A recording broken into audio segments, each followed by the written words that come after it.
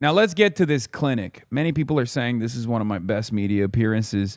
So this happened right after Channel 4 saw that I was at the Abdul rally, and immediately they locked in because they're like, this guy is he got banned from the UK. This is a great opportunity to get a fucking quick interview. I kept saying no, and they just kept bothering me. So I was like, all right, fuck it. Why not? Can we just ask you about the Home Office revoking your visa? We're from Channel 4 News in England. Yeah, it's a sad state of affairs that the Labour government did such an undemocratic thing. But I guess that's the state of the world now. That's the state of liberal democracy now. I didn't have a problem going into the country under Tory leadership, which, clearly I'm at bigger odds with. They've said that your presence in the UK wouldn't be conducive to the public good. Do you think that could harm Abdul al-Said's campaign being associated with you? No, I don't think so. Will it put off some voters? No, I don't think so. That's such a funny question. Why the fuck would... Dude, hello, I'm a voter from Kalamazoo. I am going to go out and vote for my favorite senator. Let's see. Will it be for Abdul al-Sayed or will it be for Haley Stevens? Hold on. Let me look through the list of possible surrogates for each campaign and then figure out if one of them has been banned from the UK. Like, what kind of insane line of questioning is this? To which I responded with, no. Why would that be top of mind? American voters are like, do I vote for the Israel Comes to Me in My Dreams candidate or do I vote for the Medicare for All candidate? Wait, hold on.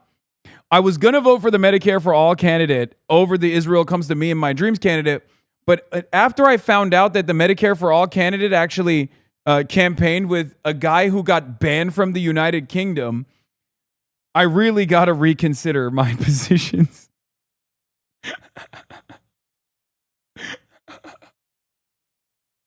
Yeah, you lost Abdul, the British geezer voter base. Yeah, guy who's like, day in the life of a Brexit geezer. Wake up in the morning, have a jelly deal, have a go, look at my two favorite Senate candidacies in the Democratic Party. Hopefully neither of them have campaigned with someone who's been banned from the homeland. Yeah, fucking hell, he has. I was going to vote for this bloke who likes Medicare for all, and now I'm reconsidering. I think so. The overwhelming majority of the Western world, I think, recognizes that what Israel is doing is a genocide. I think the media is now playing catch-up at this point, but for the most part, the people are pretty united on this issue. And no matter how hard governments move in the direction of repression, you can't really hide from the truth, and you can't really hide from the shame either. So, it's a setback, it's a hurdle, it's a real shame as well, especially considering that, I personally thought the UK was a bastion of liberal democracy, that these values like freedom of expression were values that especially the Labour government would be committed to. Hopefully there will be some attitude shifts happening with Burnham. The government says it is committed to those values, but it says that your presence, you threaten those values. You're not conducive to the public good because of some of your rhetoric. Yeah, of course the government is going to say that. They're not going to be like, yeah, we hate free speech now, but were they really committed to it with the pensioners that they arrested for the Palestine action protests that were taking place? I don't think so. I think that was a significant mode of repression from a government that recognizes that they are out of step with the needs of their voters, with the needs of the masses that recognize that Israel is committing a genocide, and the masses that demand a change from their government. That is the fundamental of liberal democracy, something that I believe in, something that I'm fighting for here in the United States of America, as the Trump administration is putting democracy in the crosshairs. And it is a real shame. By the way, that was deliberate. I brought it back to Trump because everybody in the UK hates Trump, except for some of the sweatiest fucking losers, with the exception of Nigel Farage. Everybody in the UK hates Trump, right? So I'm saying the Labour government is behaving like Trump. That's on purpose. Okay? I hit that line to be like, look, I'm fighting against Trump out here. I'm fighting against Trump's like anti-liberal, illiberal attitudes, and you're over there like, repeating it. It's completely unacceptable. See that exact same mechanism of repression get repeated in a country like the United Kingdom. It's something the country will deny, obviously, the United Kingdom's government. Of course it's going to deny it. Will you apply to go again now that Andy Burnham is in charge? I said that didn't get picked up that well in the mic, but I was like, of course they're going to deny it. They're not going to say they're fascist. They're not going to be like, yeah, we're doing it for fascism, yeah? Fucking hell. We having baked beans. Yes, of course. And there's, we're in works. There were a bunch of different conferences that I was supposed to take part in that I had to take part in digitally. Now, in the age of the internet, it is also additionally silly to try to restrict movement in this regard. But I think it was more so a message. It was a message to everybody else that to think twice before they speak out against Israel and against the UK's relationship with Israel, against the United States' relationship with Israel. It's very frustrating, and it also has an additional compounding effect in terms of growing anti-Semitism. Not only is this false association of Zionism and Judaism very harmful for Jews living in the Western world, and it's something that I actually ironically warned about the last time I was in the UK when I spoke at the Oxford Union, which is what I was supposed to do this time as well before I got banned. It's also very harmful for democracy in general. We should not feel comfortable about our governments taking action like this. And what about some British Jews who say they feel uncomfortable that some of the criticism of Israel does tip over into anti-Semitism? Some British Jews say that makes them feel very unsafe. Yeah, no, I totally understand that. Totally understand that. It's something that I oppose. Anti-Semitism is something that I fought back against. It is the canary in the coal mine of fascism. It's completely unacceptable. I'm an anti-fascist. I'm uncompromising on those values. I will always fight back against anti-Semitism as well. The fear can sometimes be very valid. And sometimes I think the fear steps into the territory of defending the nation state of Israel and its actions. I think people are people, countries are countries. I criticize Saudi Arabia vehemently. You're not suggesting the fear isn't real for people who feel the fear? Of course not. Of course not. And I do think that there is a legitimate reason for it as well. I think it's not a secret that anti-Semitism has historically exploded in times of Israel's sieges in Gaza. And this time being the most consequential one, the most violent one, has also led to an increase in anti-Semitism. We believe that is partially born out of this false association between Judaism and Zionism, a false association between the nation state of Israel and Jews living in the Western world, Jews all around the world. We oppose that, and we will continue fighting back against that, no matter what people say. Are some in the Democratic Party, in the establishment, out of touch with how many younger voters especially are feeling about issues like Israel and what's going on in Gaza? Absolutely. I mean, it's not a secret. I think this race, as well as many other races that I've played somewhat of a role in, I had the honor to work alongside some of these wonderful candidates. This insurgent movement that's growing in this country has proven time and time again that... You give way too much grace to these bad faith genocide propagandists. Dude, here's why. They don't deserve my grace. They don't deserve my charity, but it doesn't fucking matter because I'm not revealing a perspective that is unique to me here. I'm not conceding on anything. These are things that I believe. So who gives a shit? It doesn't matter. Okay? I'm just, once again, as always, repeating my framework for those who are hearing from me for the first time ever. Okay? That's it. And I'm also matching their energy. It's not like the reporter is just like being that silly. If they were to be like, well, don't you feel like you're fomenting anti-Semitism, stuff like that? It's just, it's situational. If it was like a super reactionary reporter and they were like aggressively coming after me, then yeah, I would flip it back on them. It's not just about Israel, but a litany of different issues as well. It's about corporatism. For some, it's about capitalism. But for many, it's about corruption and a lack of interest from our politicians to address some of these. Also, yeah, you guys missed it. I fucking cooked right here. has proven time and time again that it's not just about Israel, but a litany of different issues as well. It's about corporatism. For some, it's about capitalism.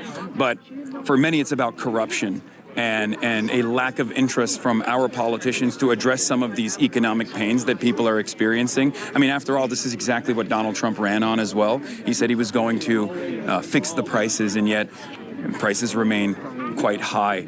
There's a real affordability crisis in this country. He said he was going to run on a peace ticket, that he was going to be the peace president, and yet he has started countless wars and only continues to leave the world in a state of disarray.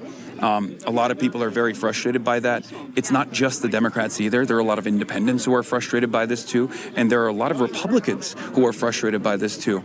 And I think it's fine for DC to be bubbled in and to be completely out of step with the needs of the masses, at least for the time being, because this is a real opportunity for campaigns such as this one, such as Abdul's, such as Malak Kiros, Chris Rabb, many people who are here right now, Donovan McKinney, who's running tomorrow as well in the primary, to really shine, to show that there is an alternative perspective out there, one that centers the needs of the working class rather than corporate interests, because for far too long, that's been the only game in town. But we're coming. Are there parallels with how the working classes are feeling in Britain, but they're turning to the populist right and not the left? Why do you think that is? That is an exact parallel that I warned about when Keir Starmer won his race. That was my biggest warning to the British fans that I have, that if Keir Starmer does not overturn years and years of Tory-backed austerity measures, that the populist right was going to continue growing and become a force that the left, the institutional left, could not even fight back against. And I'm afraid that's exactly where we're at. However, at least with the Green Party, there is a little bit of excitement where the base can turn to a functional party that will represent their needs, that will represent a significant significant pushback against the growth of fascism in the UK, whether it be reform or even restore Britain. Including restore Britain and its unholy allegiance with the likes of Elon Musk. Thank you for that. Of course, no problem. That was a clinic. Okay, that was like, I'll take it. That was like Zoran level. Okay, that was Big Z level. Very clear, very concise. Boom, boom, boom, boom, boom. Another social interaction. Nailed. Blocked entry in the UK because of Israel's political lobby. Let's say it like it is. Have to remember the UK government now decides who can enter the country based on if Israel likes them or not. Would voters in Michigan thinking about Abdul be put off because Hassan was banned from the UK? What kind of question is that? Is Shermer getting blocked from entering the UK, but war criminals are welcome with open arms? Amazing analysis. He's miles ahead of the media in calling out power and demanding political reform.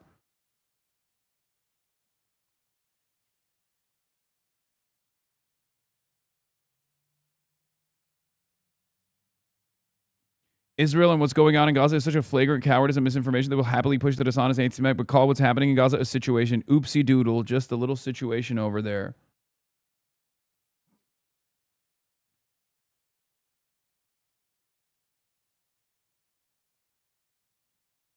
Reporter blown away away by the most coherent and reasonable political interviewee she has ever encountered. What a change from the dissembling, mealy-mouthed, bought and paid for politicians and political pundits she meets in Britain.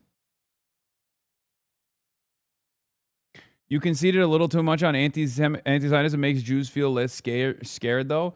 Dude. That's not the primary concern. The primary concern is the genocide. It's very clear that I'm not saying that that makes it appropriate to stop arguing against genocide. Are you fucking stupid? My argument there is it's understandable that there's a reasonable amount of fear that British Jews have. Sometimes that fear is reasonable, and in other times it actually sidestepped the conversation into stopping criticism of Israel. That's what I said. Are you fucking stupid? Do you have shit in your ear? What is this? You were interviewed by the Rolling Stone? Who's afraid? Oh, shit. I'm on the cover of this month's Rolling Stone. I did get interviewed by the Rolling Stone. What a way to find out. Zohran Mamdani, the Rolling Stone interview, creator special, the 25 most influential, who's afraid of Hassan Piker at home with America's most controversial streamer. Damn. What a way to fucking find out that I'm, this is the, yeah, you can't see here. Zohran Mamdani, and then creator special, 25 most influential, who's afraid of Hassan Piker at home with America's most controversial streamer.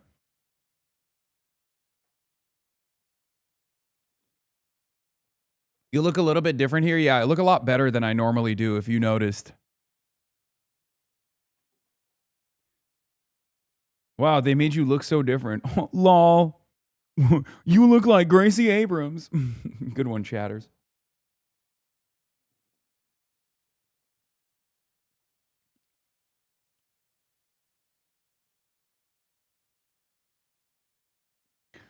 Also, huge points for actually elaborating that this capitulation to Israel's demands actually reinforces anti-Semitic rhetorics and agitation by cynical and bigoted people. Exactly.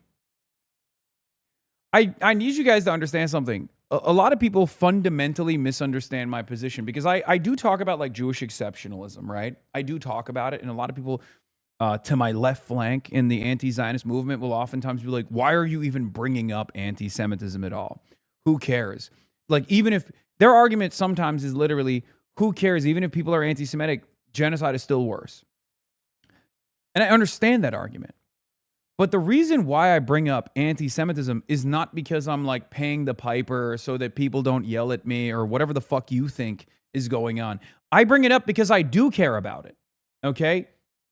I care about it. I don't give a fuck if you don't. I do. Okay? That's it. That's it. When it comes down to opposing all forms of bigotry, including anti-Semitism, I will always do it. When it comes down to combating the cynical weaponization of anti-Semitism in an effort to silence anti-genocide voices, I will call it out. Okay? That's it. That's it. So I don't give a shit about your position on this. This is my position. Perhaps you have a different one. It's fine. You have your own platform. You can keep chirping from your own platform. It's not like I'm allowing criticisms of anti-Semitism to get in the way of anti-Israel commentary. I'm never doing that. Okay?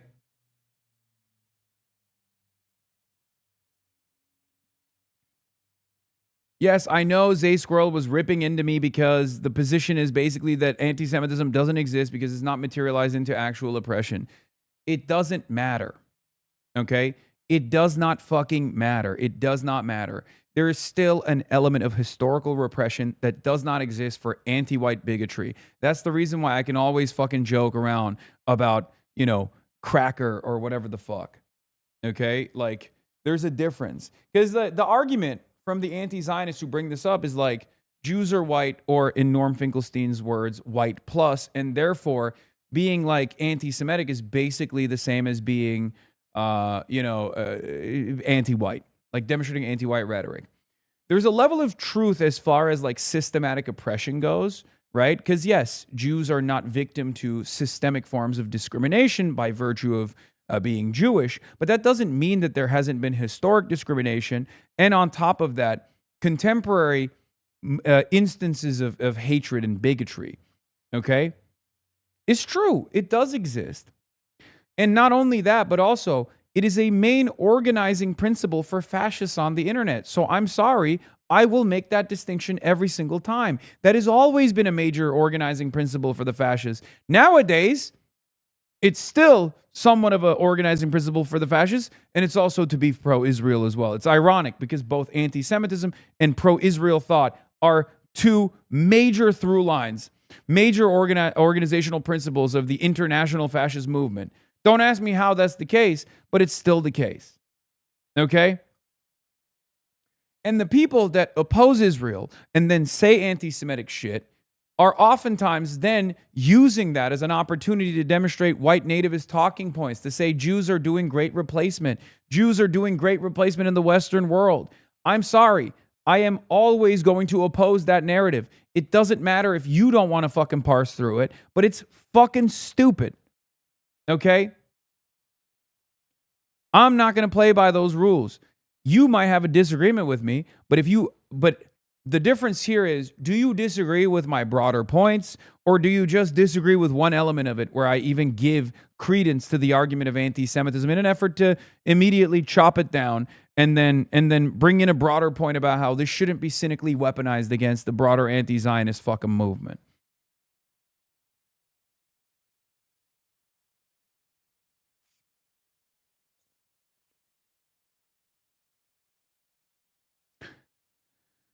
So, I do not care what people who oppose me to my left flank have to say about my commentary. If they are comfortable with a different school of thought or a different way of doing it, then, let them do it.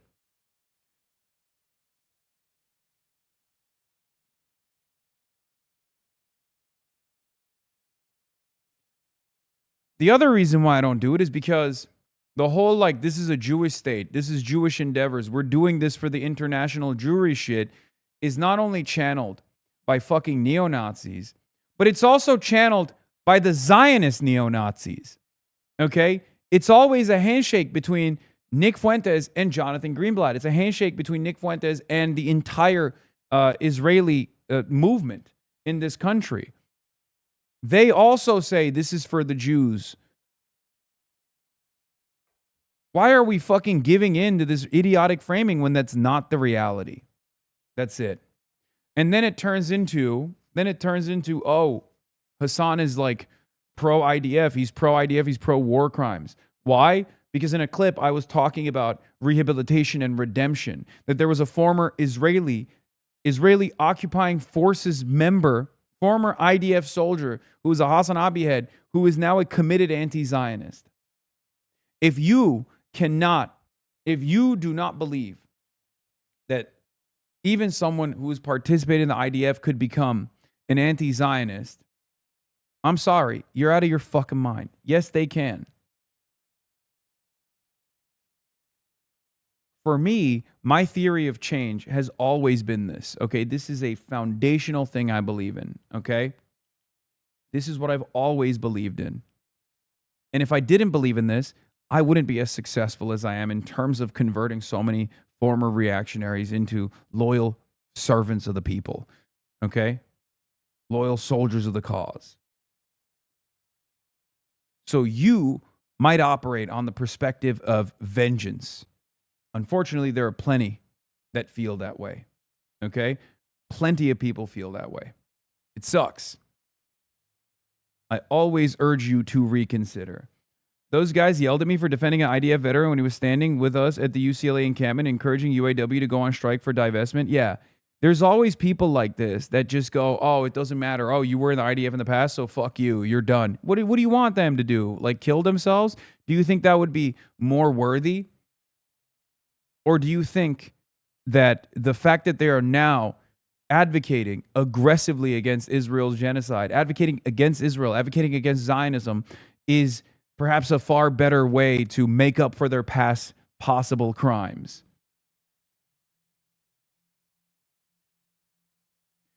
Obviously, there are differences, but to me, Jewish Americans and East Americans occupy similar roles. Neither face structural discrimination from business or the government, but both face significant discrimination from the individuals to a degree that results in violence and hate crimes. You can't say that just for generic white Americans. Yes, there is obviously a difference, but it's also situational. It depends on where you are. Like Norm says, Jews are white plus because he fucking lived in New York his whole life. He lived in Brooklyn his whole life. Obviously, it's a little bit different if you're in Alabama and you're Jewish. Some will look at you and be philo-Semitic and go, "Oh my God, you are God's chosen son. What can I do for you?" But there are plenty of others who will be a fucking neo-Nazi and be like, "You're Jewish? Where's your tail? Where's your fucking horns?"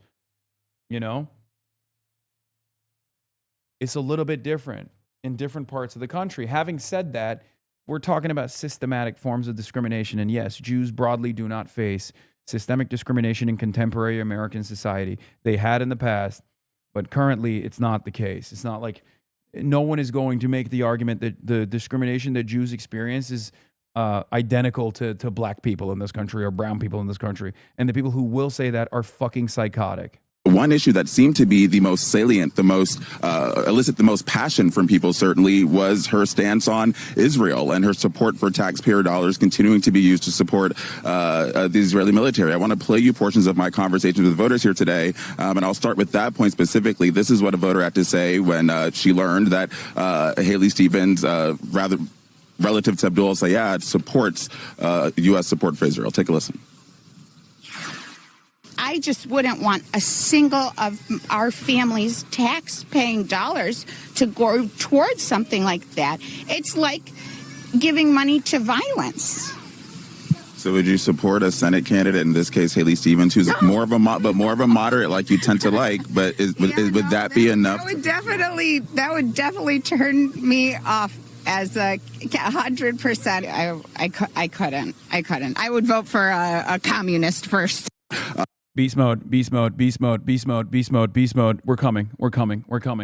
It's over. It's fucking over.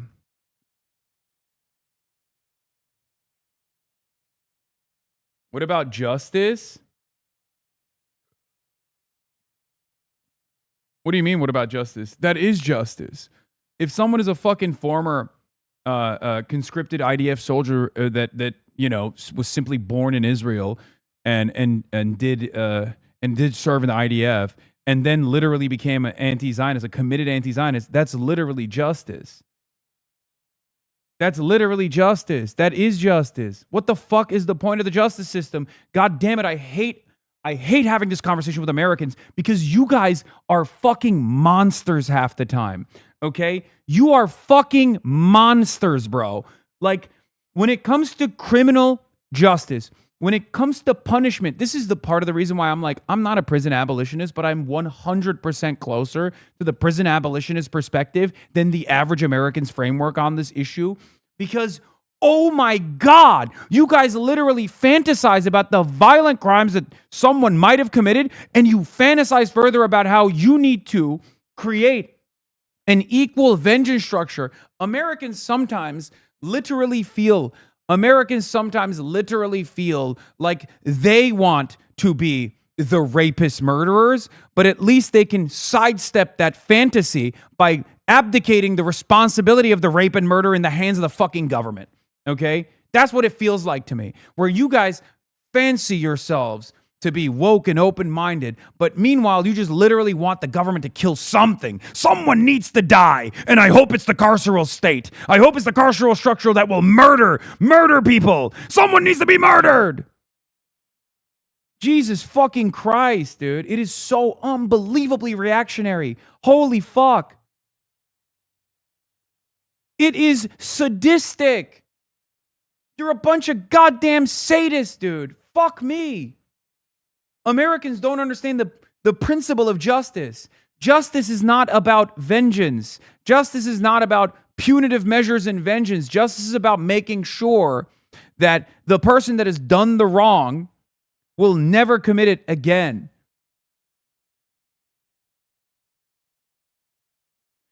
And then you guys turn around and make idiotic assessments like, oh, what about Benjamin Netanyahu? What if Benjamin Netanyahu became an anti-Zionist? Shut the fuck up. Shut the fuck up, dude. Stop using fucking ridiculous hypotheticals, dude. Yeah, what about it? What about it?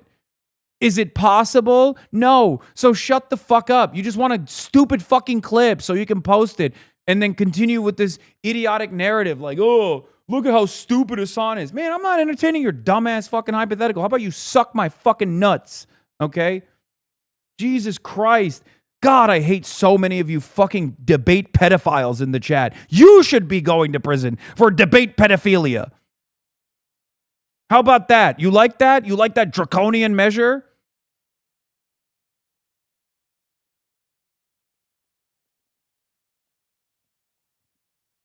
Can't entertain a goddamn unique thought in this stupid fucking community comprised of idiotic monsters who have never entertained a world where rehabilitation is possible. Nope.